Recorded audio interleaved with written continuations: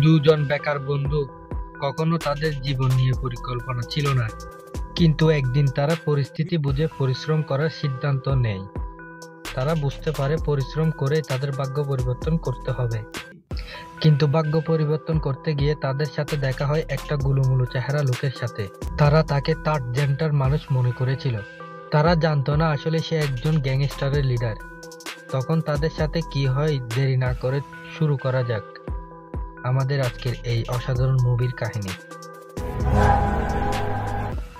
Movie শুরু হয় দুজন বেকার বন্ধুকে দেখিয়ে। তাদের মধ্যে একজনের নাম ছিল সানফিল আর অপরজনের নাম ছিল কিম। কিম চোরের বাজার থেকে একটা স্কুটি কিনে নিয়ে আসে, আর সে এই স্কুটারটি চালিয়ে পরীক্ষা করছিল। আর স্কুটারটি এতটাই অকেজো ছিল যে সেটি শুধু ধাক্কা দিয়েই চলে। তখন সেখানে একজন বাইক চালিয়ে আসে আর কোনো কারণ ছাড়াই তাদের স্কুটারের গ্লাস ভেঙে দেয়। এরপর তারা দুজন ওই ভাঙাচোরা স্কুটার দিয়ে ওই মানুষকে পিছু করতে থাকে। তারা দুজনের হেলমেট ছাড়া স্কুটি চালাচ্ছিল। তখনই পুলিশের নজরে তাদের উপর পড়ে। তখন পুলিশ তাদের থামতে বলে। হঠাৎ করে তাদের স্কুটারের ব্রেক ফেল হয়ে যায় আর তারা গিয়ে নোংরা গর্তের মধ্যে পড়ে যায়। সেখান থেকে পুলিশ তাদেরকে ধরে নিয়ে যায়। তারপর পুলিশ স্টেশনে কিমের মা সহি আসে। এসেই কিমকে কিলঘুষি মারতে থাকে। সহি কিমের উপর অনেক বেশি রেগেছিল। না সে ঠিক মতো পড়ালেখা করত, আর না সে উপার্জনের জন্য কোনো কাজ করত। আসলে পড়ালেখার প্রতি কিমের একটু আগ্রহ ছিল না। যখনই সহি এই বিষয়টি জানতে পারে, তখন আবার কিমকে থাপ্পড় মারে বসে। এত অপমান হওয়ার পর কিম সিদ্ধান্ত নেয় সে বাইরে গিয়ে কাজ করবে আর অর্থ উপার্জন করবে, কিন্তু সে বুঝতে পারছিল না সে কোথায় যাবে এবং কি করবে। তার মাকে না জানিয়ে সে বাসা থেকে বের হয়ে যায়। সে ভেবেছিল ভাগ্য তাকে কোথাও না কোথাও নিয়ে যাবে। তারপর সে একটি অপরিচিত শহরে পৌঁছে যায়। সে একটা বাস স্টেশনে একটা মেয়েকে দেখতে পায় যার নাম ছিল লিলি।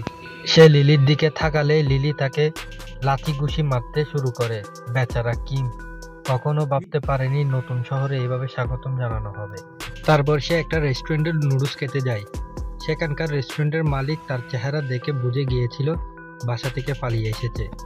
সে রাতে থাকার জন্য হোস্টেলে চলে যায়। অন্যদিকে আমরা সানফিলকে দেখতে পাই। সেও এখনো কোনো কাজ খুঁজে পায়নি। সে তার দাদির সাথে থাকতো, যার ভুলে যাওয়ার রোগ ছিল। তাই সে প্রায় সানফিলকে ভুলে যেত।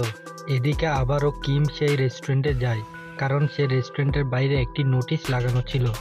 সেখানে লেখা ছিল তাদের একজন ডেলিভারি ম্যান প্রয়োজন, আর সেই ডেলিভারি ম্যানকে থাকা খাওয়া সব ধরনের সুবিধা দেওয়া হবে।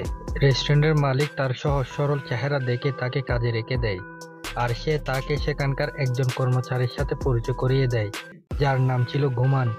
সেই সব সময় রান্নাঘরে সব সময় হেলমেট পরে যেত। সেখানকার শেফ কে জানেন? ডংলি। কিন্তু আজকে রাতে সে ঘুমানোর নাক ডাকার কারণে, ডিংলি ভয়ঙ্কর চেহারার কারণে ঠিকমতো ঘুমাতে পারে না, কারণ ডং সব সময় চোখ খুলে রেখে ঘুমাতো। পরদিন সকালে ডং কিমকে বোঝায় তাকে ডেলিভারি দেওয়ার সময় কি কি বিষয় খেয়াল রাখতে হবে, কিন্তু কিম তার কোনো কথাই পাত্তা দিচ্ছিল না। এদিকে সানফিল চাকরির উদ্দেশ্যে তার বন্ধু মেজরের সাথে দেখা করতে যায়। সানফিলকে চাকরি দেওয়ার জন্য মেজর তার বসের কাছে নিয়ে যাচ্ছিল। সানফিলের এটা প্রথম চাকরি ছিল, এই জন্য সে অনেক বেশি উদ্বিগ্ন ছিল। আসলে সে টাকা উসুল করার কাজ পেয়েছিল। অন্যদিকে কিম ডনকে বলে, তোমার চুল তোমার শারীরিক গঠনের সাথে একটুও মিল খায় না। তোমার কি মেয়ে হওয়ার ইচ্ছা আছে নাকি? ডনের চুল নিয়ে তাদের মাঝে কথা কাটাকাটি হয়ে যায়। এতে ডন অনেক রেগে যায়, আর সে রাগের মাথায় মেয়েদের মতো নাচ করছিল। আর ডান্স করতে করতে কিমকে এত জোরে থাপ্পড় মেরে দেয়, কিম সেখানে অজ্ঞান হয়ে যায়। এরপর আমরা ললিকে দেখতে পাই। সে ওই শহরে নতুন এসেছে। তার এই পৃথিবীতে কেউ ছিল না।